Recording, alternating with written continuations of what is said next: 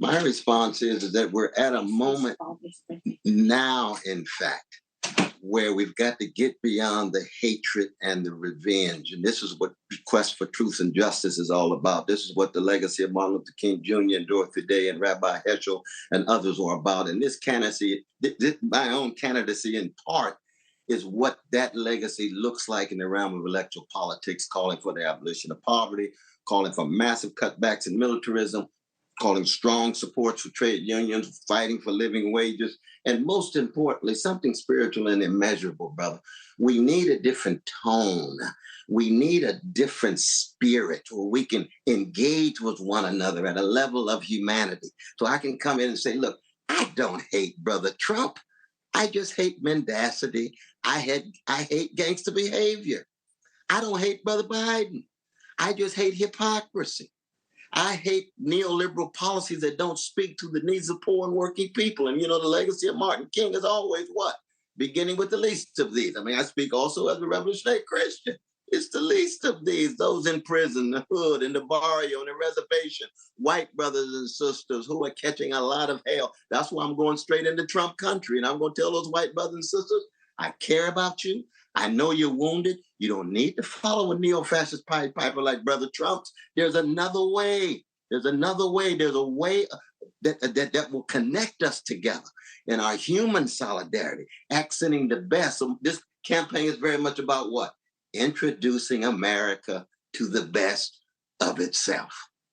That's a good concern line. About the vulnerable, integrity, honesty, decency, and a spirituality to get us beyond all of this vicious hatred and revenge. Two things. One, why not do it as a Democrat? Well, because the Democratic Party has shown itself over and over again, and you know my love for my dear brother Bernie Sanders. It's shown itself that both parties now stand in the way of coming to terms with the plight of poor and working people. 60% of our fellow citizens, no matter what color, barely making it day to day, month to month. Both parties tied to Wall Street, both parties tied to military expansion. Look at the debt ceiling agreement. Pull from the poor, military expansion, both parties agree. And so if the Democrats were concerned about a brother like me or any other voice, then they would have candidates that would speak to the needs of poor and working people. Understood. Second challenge. What you're pitching doesn't sell. The reason they play to the negative, the reason they play to who is worse, the reason negativity has become proxy for insight is because it works. The Greeks gave us the word demagogue. They gave us no positive opposite. You are trying to love it up at a time when it is animus that is fueling people's actions at the polls.